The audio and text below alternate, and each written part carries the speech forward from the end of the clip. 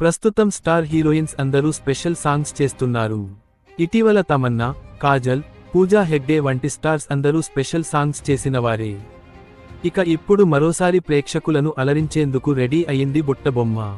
సినిమాలు లేకపోయినా special సాంగ్కు green signal ఇచ్చింది ముద్దుగుమ్మ. కొన్నాళ్లుగా సినిమాలకు దూరంగా ఉంటుంది హీరోయిన్ పూజా హెగ్డే. అటు హిందీలో, ఇటు తెలుగు, తమిళంలో ఎలాంటి ప్రాజెక్ట్స్ చేయకుండా సైలెంట్ అయింది. అటు సోషల్ మీడియాలో మాత్రం ఎప్పుడో ఒక పోస్ట్ చేస్తూ నెటిజన్లను ఆకట్టుకుంటుంది. తాజాగా ఈ అమ్మడు స్పెషల్ సాంగ్ చేసేందుకు రెడీ అయింది. లోకేష్ కనగరాజ్ దర్శకత్వం వహించిన రజనీకాంత్ సినిమా కూలీ కోసం పూజా హెగ్డే ఒక ప్రత్యేక పాటలో కనిపించనుంది. ఈ విషయాన్ని మేకర్స్ అధికారికంగా ప్రకటించారు. సంగీత దర్శకుడు అనిరుద్ రవిచందర్ ఈ పాటను స్వరపరిచారు. అయితే ఈ పాట కోసం పూజా దాదాపు ఒక సినిమా రెమ్యునరేషన్ తీసుకుంటుందని టాక్. అంటే పూజా 2 కోట్ల రూపాయలు పారితోషికం తీసుకుంటుందట.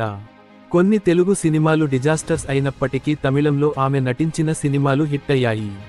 దీంతో ఇప్పుడిప్పుడే కొత్త ప్రాజెక్ట్స్ ఓకే చేస్తోన్న పూజా తన పారితోషికాన్ని తగ్గించుకుంది. ఆమె ఇప్పుడు ఒక్కో సినిమాకు రూ. 2 కోట్లకు పైగా సంపాదిస్తోంది. ఇదివరకు పూజా హెగ్డే స్పెషల్ సాంగ్స్ చేసింది.